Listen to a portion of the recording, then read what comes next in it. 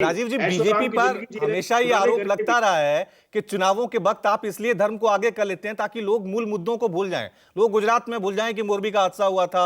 लोग भूल जाएं कि गुजरात में आज भी बेरोजगारी दर 14.2 से ऊपर है। लोग उन तमाम मुद्दों को भूल जाएं, इसलिए ये मंदिर दर्शन, ये मौलाना बनाम पुजारी बीजेपी करती है। ये आरोप आप पर विपक्ष हमेशा लगाता रहा है। 27 साल से गुजरात में भारतीय जनता पार्टी की सरकार है। हमसे पहले बहुत कोशिशें करी पिछले चुनावों के अंदर भी, गुजरात के अंदर युवाओं को भड़काने की, युवाओं को बरगलाने की, युवाओं का मिसयूज करने की। और ये हम नहीं कह रहे, जिन लोगों का इस्तेमाल किया इन्होंने, जब उन्होंने भारतीय जनता पार्टी के साथ वापसी करी, उन्होंने इनके खुलासे कर दिए। कैसे मोटी मोटी रकम देके इन्होंने गुजरात जलाने की कोशिश करी थी, कैसे इन्होंने गुजरात के अंदर उत्पाद मचा करके अपना सत्ता हासिल करने की जो षड्यंत्र रचा था वो जनता के सामने आ चुका है। गुजरात की जनता भी इस बात को बेहतर जानती है। और रही दो पार्टियों की बात करी जा रही है, एक पार्टी तो पार्टी ही पोस्टर की है, वो तो पोस्टर बैनर पे चलती है। वो दिल्ली के अंदर जिस तरीके से अव्यवस्थाएं उन्होंने फैलाई है, उसका भी जवाब अब दिल्ली की जनता उनको जल्द देने वाली है। रही बात कांग्रेस की, तो कांग्रेस का तो वैसे ही आप देखिए, जो हिसाब है वो और पूरी असम तरह के से चरमरा मुख्यमंत्री ने चुका जो है। बयान दिया है, असम के मुख्यमंत्री ने कच्छ में बयान दिया है कि अगर आप पीएम मोदी को नहीं चुनेंगे तो हर घर में आफ्ताब नजर आएगा। ये धर्म की सियासत न माने तो क्या नहीं माने। देखिए, जो तुष्टीकरण की राजनीति की जाती है उसमें उनका उत्थान तो नहीं किया जाता। इस तरीके के आफ्ताब पैदा जरूर किए जाते हैं और उनके साथ खड़े हुए ये राजनीतिक पार्टियां भी नजर आती हैं। ये राजनीतिक पार्टियां इस तरीके से उन उन उन लोगों को प्रोत्साहित भी करती हैं, ताकि मैं आपके साथ अगर खड़ी होंगी तो आपका समाज मुझे वोट करेगा। अगर आपने उनका उत्थान किया होता, आपने उनको उनको उनको बेहतर सुविधाएं दी होती, या अपनी अच्छी शिक्षा दी होती, धर्म के आधार पर इस तरीके से बरगलाया ना होता, उनको एक तरफ धर्म की शिक्षा ना दी होती, तो शायद इस तरीके की नौबत ना आती। तो ये मैं आपसे कहना चाहता हूं कि आज भी इनसे पूछिए, ये कभी भी जो इस तरीके के लोग होते हैं जो देश तोड़ने की बात करते हैं, या कत्लेआम की बात करते हैं, या धड़ सर से कलम अलग करने की बात हेमंत करते हैं, ये विश्वा कहीं ना जब कहीं ये उनकी बयान देते शिक्षा के हैं खिलाफ है। आफ्ताब होगा, तो ये देश जोड़ने की बात हो रही है, देश तोड़ने की बात हो रही है। आप अब ये देखना है कि कौन सी राजनीतिक पार्टी इस तरीके के आफ्ताब पूनावाला को पसंद करती है। अगर उन्हें पसंद नहीं है तो उनको कहना चाहिए, हम नहीं पैदा होने देंगे कोई भी ऐसा आफ्ताब। लेकिन नहीं बोल पाएंगे ये बातें, ये नहीं बोल पाएंगे। हम कह रहे हैं, हमें एक भी आफ्ताब ऐसा पैदा नहीं होने देंगे। ये कह के दिखाएं हमें इस बात को ठीक कि है, मैं हम जवाब पैदा लेता हूं। नहीं सरस होने। पटेल जी, ये एक जंग छिड़ी। राहुल गांधी एक यात्रा पे निकले हैं कि मैं भारत जोड़ने पे निकला हूं, उधर से बीजेपी कह रही है कि पीएम मोदी भारत को एकजुट कर रहे हैं। किस पे विश्वास करें? कौन जोड़ रहा है, कौन तोड़ रहा है? कैसे जनता इसको समझे?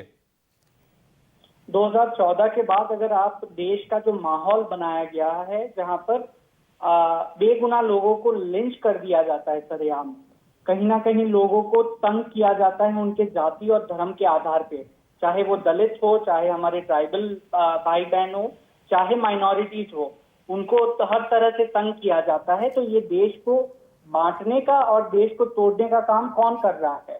भारतीय जनता पार्टी के सीनियर लीडर, जो कोई एक एमपी से लेके यूनियन मिनिस्टर, सब लोग एक कम्युनल स्टेटमेंट देते हैं और फिर प्रधानमंत्री जी बस ये मीडिया में कुछ सोर्सेस के सूत्रों के हवाले से खबर आ जाती है कि प्रधानमंत्री मोदी जी उस पर काफी गुस्सा है, लेकिन उन पर कोई एक्शन नहीं होता है। तो ये भारत को जोड़ने का काम कहां से हुआ? ये तो देश को बांटने का और तोड़ने का काम हुआ। तो ये जनता तो भली भांति समझ चुकी है।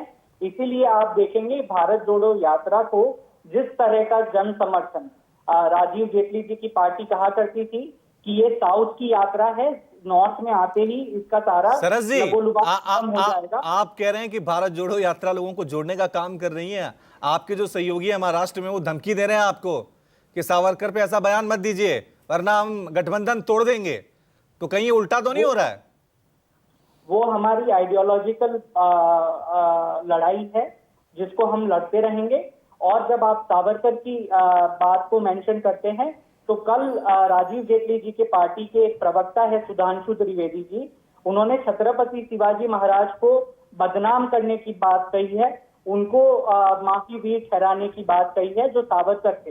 तो इस तरह की बातों का उनको अभी लाइव टीवी पर उसकी अपॉलॉजी भी मांगनी चाहिए उनके प्रवक्ता के बिहाफ। जवाब दीजिए जेटली जी।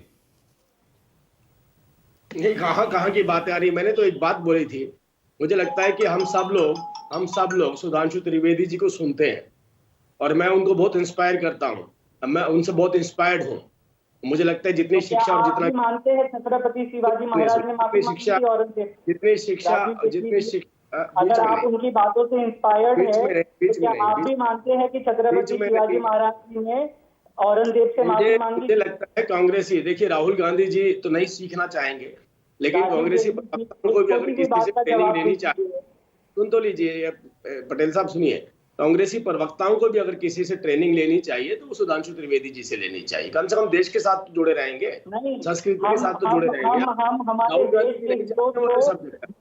लेकिन अब मैं दूसरी बात बोलता हूँ, मैंने आपसे पूछा था क्या ये कह सकते हैं फ्रीडम फाइटर जो थे छत्रपति शिवाजी महाराज जुड़े हुए हैं, टेक्निकल इशू आ जाते हैं जब ओवरलैपिंग होती है, तो उनको बदनाम करते हैं, उनसे कोई हमें ट्रेनिंग की जरूरत नहीं है जेटली जी। हाँ, मैं आपसे कह रहा हूं, मैंने तो एक प्रश्न उठाया था कि आप ये कह सकते हैं, क्योंकि मैंने जब ये प्रश्न उठाया तो इन्होंने इधर उधर ले जा करके माइनॉरिटी के ऊपर, ट्राइबल्स के ऊपर चले गए। मैं तो सिंपल पूछ रहा हूँ, क्या ऐसे आफ्ताब पैदा होने चाहिए? क्या समर्थन करेंगे आप उनका, या कहेंगे मेरी जैसी बात कि हम पैदा नहीं होने देंगे, ऐसे आफ्ताब पैदा नहीं होने देंगे? क्या बोल सकते हैं इस बात को? अरे कितना भी घृणित कार्य कर ले वो, तब भी आपको तुष्टिकरण की राजनीति के चलते उनका साथ देना पड़ता है। और यही वजह थी जेएनयू के अंदर राहुल गांधी जी जाकर देश के टुकड़े कर रहे थे, वहां पर भी देश के टुकड़े कर रहे थे। ऐसा कौन सा वोटर है जो आपको लगता है कि देश के टुकड़े करने की बात कहेगा, कहने से आपके साथ जुड़ जाएगा? अंकित भी ये कार्य करता है तो उसको भी सजा होनी चाहिए। ये एक क्राइम को भी, एक हीनियस क्राइम को भी, तो आपसे सिंपल एक ही बात बोल रहा हूं, एंगल देकर उसको बरकरार की बातें करते हैं। स्पष्ट बताइए, अगर कोई अंकित भी ये काम करता है तो होना चाहिए, कोई अश्विन भी ये काम करता है तो होना चाहिए, और कोई आफ्ताब, 50 आफ्ताब अगर ये काम करते हैं तो भी होना चाहिए। लोग ये उनकी खिलाफत में एक शब्द बोल सकते हैं कि नहीं, हम इस तरीके के आफ्ताब के साथ खड़े हैं, हम उनकी खिलाफत नहीं करते? क्या बोल सकते हैं ये? या ये बोले ये बात तो क्लियर तो करें अपनी। पहले आप मेरी बात का जवाब दीजिए। आपने कहा पहले और बाद में क्या होता है, मैंने पहले भी आपसे कहा था, तो आप जवाब दीजिए। स्टेट एक बहाना लेकर के राहुल गांधी जी उन्होंने कि छत्रपति शिवाजी महाराज जी ने माफी मांगी औरंगजेब से, क्या आप उसकी बात से एग्री करते हैं? अगर नहीं करते हैं तो लाइव टीवी पर अभी आप माफी मांग ले। आप वहां पर भी राहुल गांधी जी साइड करने के लिए पहुंच गए थे। उसके बाद इन्होंने संविधान ढूंढा कि मैं इस देश को किस आधार पर बांटने की चेष्टा कर सकता हूं, तो इन्होंने संविधान के अंदर वो प्रोविजन निकाले, उसके मायने अलग थे।